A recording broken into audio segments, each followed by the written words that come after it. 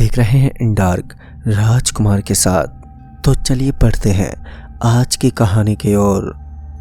दोस्तों, 28 दिसंबर की अंधेरी में ठंडी बर्फीली हवाएं ब्रूसली शहर को कुल्फी की तरह जमाए दे रही थी और शाम होते ही शहर की गलियां सुनसान होनी शुरू हो गई थी।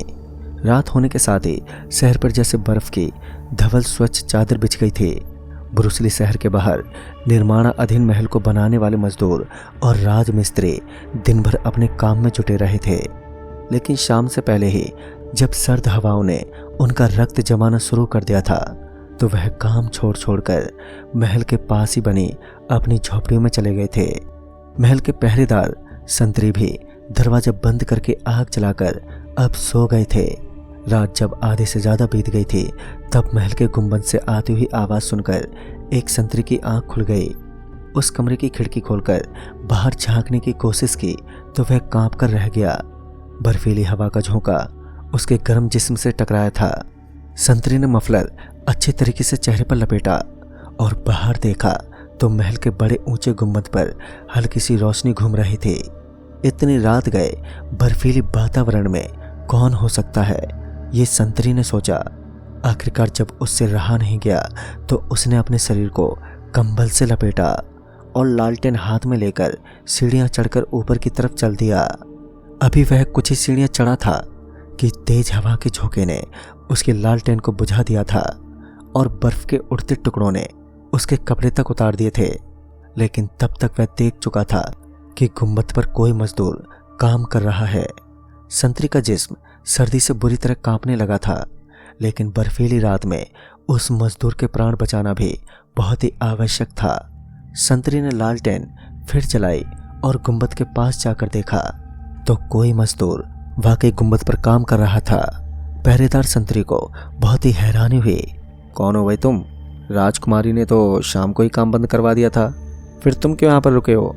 संतरी ने वहीं से पुकार कर कहा।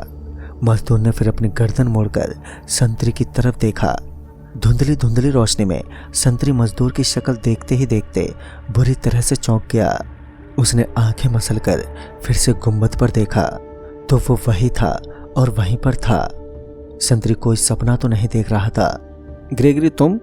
ये आखिरी शब्द संतरी पहरेदार के मुंह से निकले और बस बेहोश होकर गुंबद से नीचे गिर पड़ा था। ग्रेगरी के पिछले हफ्ते कब्र खोदकर उसे दफनाने वालों में यह मजदूर भी तो शामिल था। वह ग्रेगरी को इतनी जल्दी कैसे भूल सकता था? सुबह पहरेदार की लाश को मजदूरों ने सबसे पहले देखा और ब्रुकल्स के राजा किंग पोंकिन को इतला कर दी।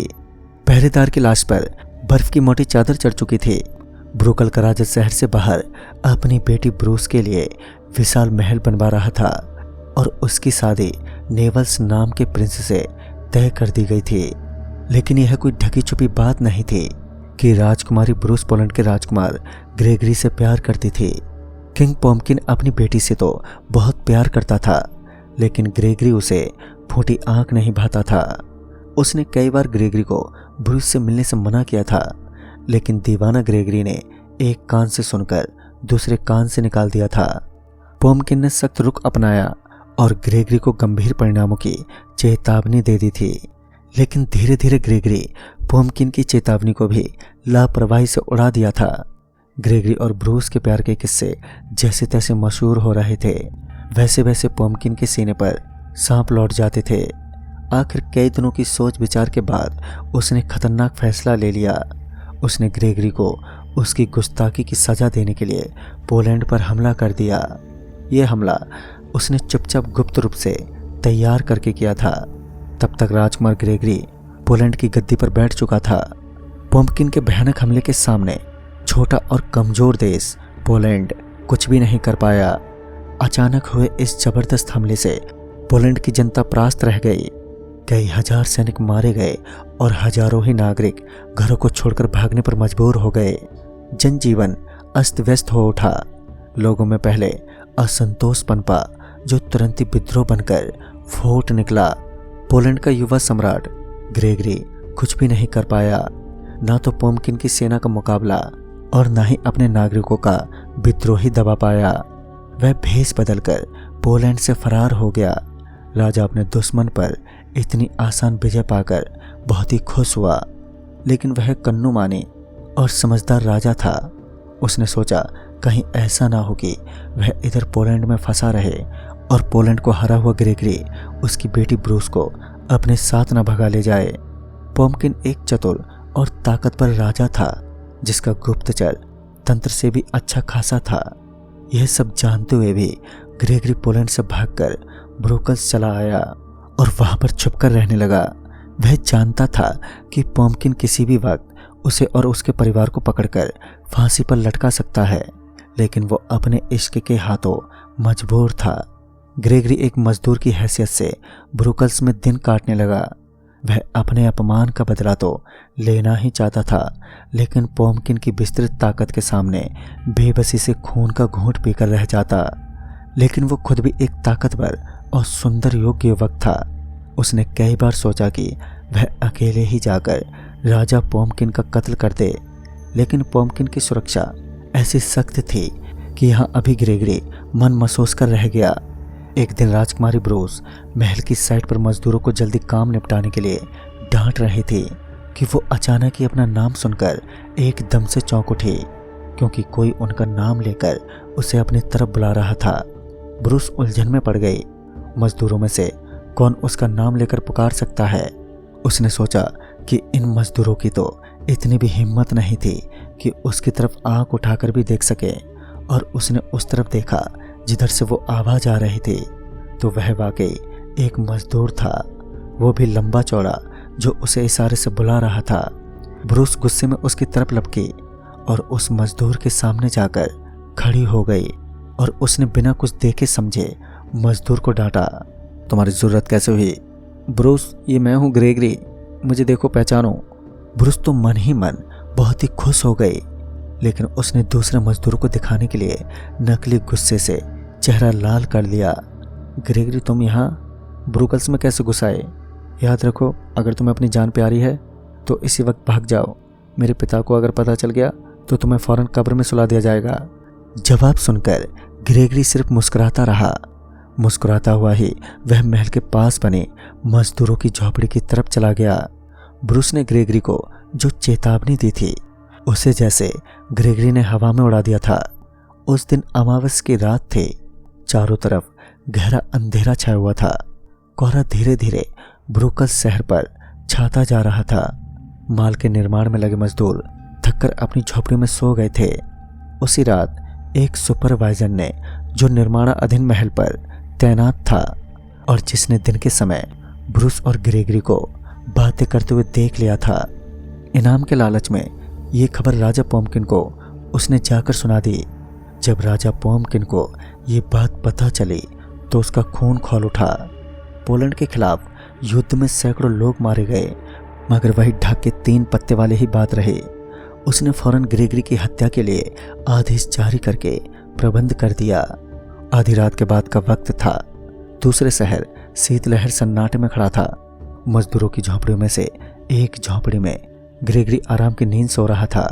तभी रात के अंधेरे में किसी ने ग्रेगरी की झोपड़ी का दरवाजा थपथपाया और इससे ग्रेगरी की नींद खुल गई, लेकिन वह थका हारा उस आवाज को महज भ्रम समझकर लेटा ही रहा। वो उठा नहीं। तभी फिर से किसी ने धीरे धीरे दरवाजा खटखटाया। इस बार आवाज काफी साफ और पहले से तेज थी। ग्रेगरी ने उठकर दरवाजा खोल दिया तो सामने संतरी खड़ा था, पर ग्रेगरी को देखते ही तलवार का एक भरपूर वार उसने ग्रेगरी के गर्दन पर किया। ग्रेगरी की गर्दन कट गई और उसके गले से एक दिल दहला देने वाली चीख निकल गई। उसका जिस्म कटे पेड़ की तरह धड़ाम से जमीन पर आ गिरा। रातों रात आनन फानन में ग्रेगरी की लाश को गुप्त रूप से कब्र में दफना दिया गया।